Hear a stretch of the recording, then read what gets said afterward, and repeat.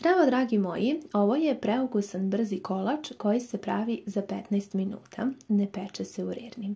Potrebno vam je 180 ml mlijeka, zatim 100 g kristal šećera i jedno pakovanje vanil šećera. Uključite ringlu na dosta jaku vatru, unutra dodajte još i 100 g margarina ili putera koji ćete malo da usitnite na kriške, pa sada sačekajte da se polako šećer rastopi zajedno sa margarinom. Kao što sam rekla, ovo je jako brzi recept i mislim da će vam se jako dopasti. Unutra ćemo dodati još i 100 g čokolade za kuvanje. Možete dodati bilo koje čokolade koje imate, pa ćemo to sada sve zajedno da mešamo. Kaže, može slobodno vatra da bude i dosta jaka dok se svi ovi sastojci lepo ne rastope. Vi po želji probajte ukus, pa ukoliko volite da to bude slađe, možete slobodno dodati i više šećera, ali po meni je ovo neka, da kažem, sasvim dovoljna količina da kolač ne bude previše sladak. Kada se sve zajedno rastopilo, možete slobodno isključiti vašu ringlu. Dodajemo 200 g mlevenih oraha. To vam je jedna šolja od 300 ml, ne baš prepunjena.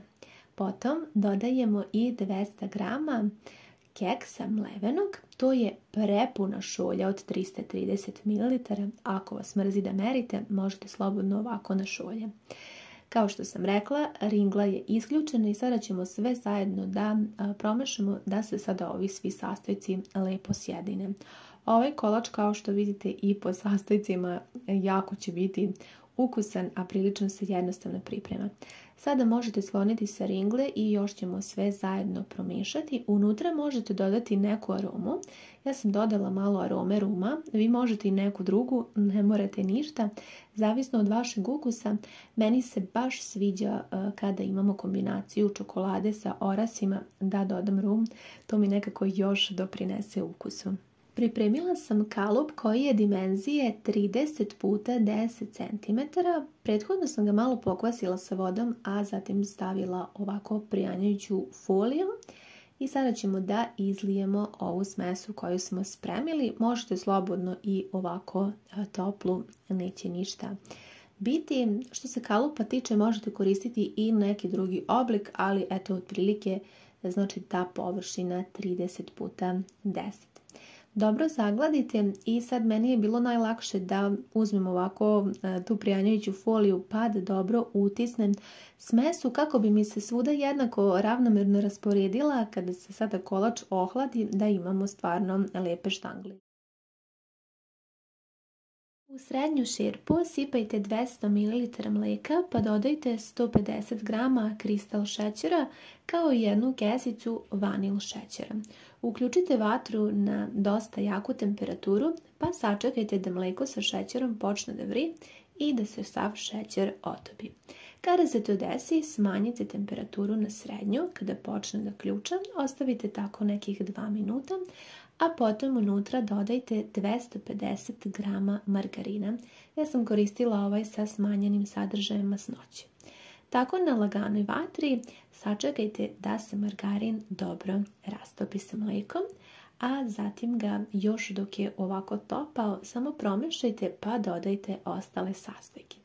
Biće nam potrebno 200 g mlevenih oraha, koristim ovako šolje od 330 ml, pa ako vam je lakše možete i na šolje.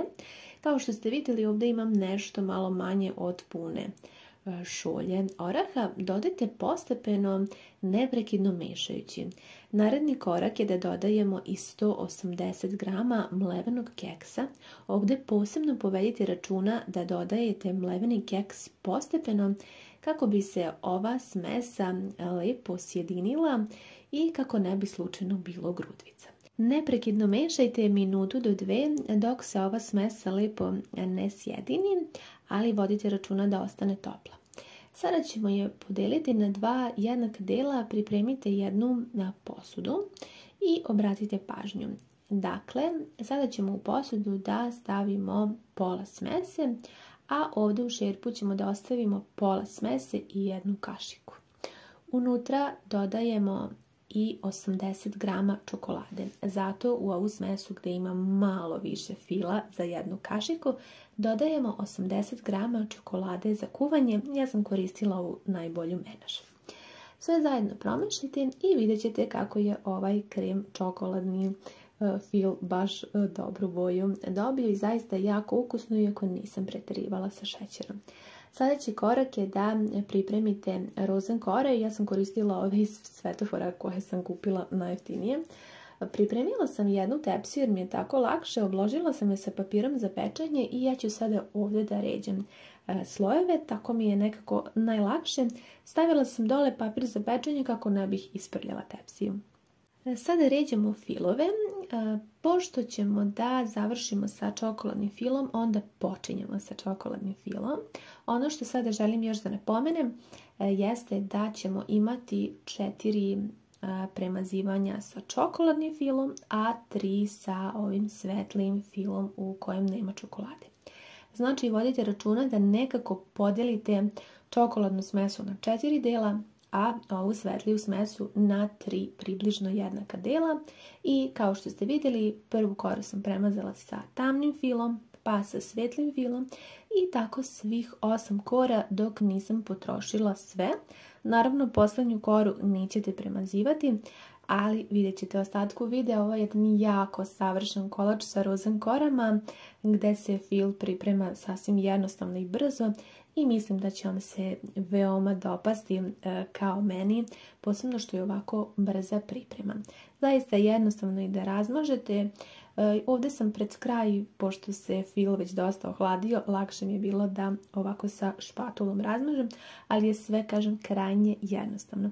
Stavljamo posljednju koru i ja ću sada nju da ovako pokrijem sa još jednim papirom za pečenje, da je dobro ušuškam, nekako mi je tako zaista najlakše. Dobro je ušuškajte se svih strana, pa uzmite neku veliku knjigu ili neko veće opterećenje koje ćete staviti od gore i odneti da se ona ohladi u frižideru. Potrebno je da se hladi oko sat vremena. Ja sam nakon nekih 50 minuta krenula da pravim glazuru. 4 kašike mlijeka odnesite da se zagreje. Dobro, do ključanja potrebno je par sekundi. Kada je dobro zagrejano mlijeko, dodajte unutra 120 grama čokolade za kuvanje, možete i 100 grama, neće biti nikakav problem.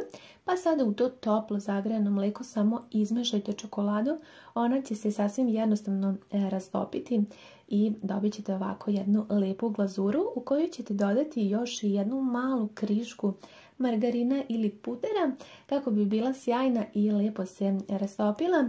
Ja sam koristila ovo uputstvo koje je pisalo na čokoladi i zaista mislim da je savršen recept. Nakon sat vremena vadim naš kolač iz frižidera i sada ćemo da premažemo sa glazurom. Vidite kako je fina, stvarno provjeren recept. Ako uradite ovako, nema greške. Preostaje nam još da premažemo sada ovu čokoladnu glazuru preko kolača. Vi se možete odlučiti naravno i za neku drugu glazuru koju vi volite. Ne morate i ništa, možete i samo tako seći, prosto sve je sada to već na vama. Ja ću lijepo da razmažem ovu čokoladu i ostavila sam vrlo malo mlevenih oraha kako bih mogla da pospem odgore i sada ću još na kratko da ohladim pre sečenja.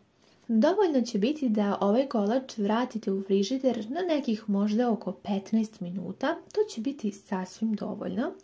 Već ga tada možete izvaditi iz papira za pečenje i staviti ovako na neku dasku. Meni je bilo tako najlakše, samo je bitno da se taj gornji sloj, odnosno glazura, lijepo stegne, odnosno lijepo ohladi.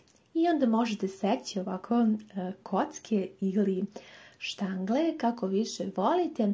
Verujte mi da je toliko kolač mekan da mislim da ćete uživati. Ne znam da li uspevate da vidite ovako sada, ali ja sam se potrudila da stvarno isečem lijepo i da vam prikažem detaljno ovaj recept. Što se tiče ukusa, fantazija, nije pretjerano slatko, ali je sasvim dovoljno slatko. Znam da kod većine recepata se koristi oko 300 grama šećera.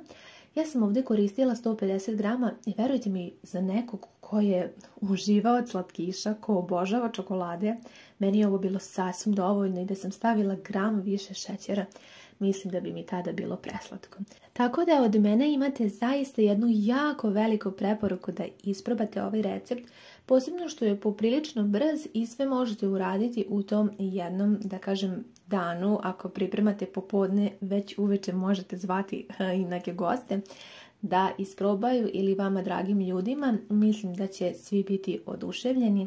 Zaista je kolač fantastičan. Nema mnogo sastojaka, mislim da je i pristupačan. Još ćemo otopiti čokoladu. Uzet ću 100 grama čokolade za kuvanje i dodat ću još oko 2 do 2,5 ovako supene kašike ulja da bi se čokolada lijepo rastopila. Topim je kao što vidite na par i to će biti stvarno jako brzo gotovo. Kada se ona ovako rastopi i bude lijepo gusta, smesa u kalupu se taman tek malo ohladila, nije mnogo, ali taman dovoljno i sada ćemo da uklonimo prijanjujuću foliju i na ovaj način sam ja 100% sigurna da se smesa lijepo utisnula u kalup. Preostaje nam sada još da uzmemo ovu otopljenu čokoladu i da je prelijemo preko smese. Nadam se da će vam se ovaj recept dopasti zbog jednostavnosti pripreme. Možete ga spremati stvarno bilo kada, a ukus ovog kolača mislim da niko ne može odbiti. Dobro ćemo sa svih strana ravnomerno da premažemo otopljenu čokoladu, pa da odnesemo u frižider da se sada kolač lijepo stegne. Kako sam ja ovaj kolač pravila dosta kasno uveče, meni je stajao tokom cijele noći u frižideru i jako lijepo se stegnuo kao što sada imate priliku da vidite. Međutim, vi ukoliko žurite, slobodno kalup možete staviti i u zamrzivač, naravno brže će se stegnuti i moći ćete već nakon kratkog vremena da sečete jako lijepe parčiće. Jako je ukusan, naravno da kombinacija sa čokoladom i orasima je dobitna kombinacija, barem što se tiče mog ukusa i mislim da rijetko ko može odbiti parče ovakvog kolača. A još kada pomislite da vam za njegovu pripremu nije potrebno više od 15 minuta, pa šta da vam kažem osim da vam predlažem da obavezno ovaj recept isprobate. Vi mi pišite da li ste pravili nešto slično, ako niste imate moju veliku preporuku da isprobate. Ja nisam mogla da odolim pa sam ovako nekoliko puta sekla da vidite koliko je to fino, sočno, mekano, ukusno, ma preukusno, fantazija. Isprobajte, hvala vam mnogo na gledanju i ljubim vas sve puno.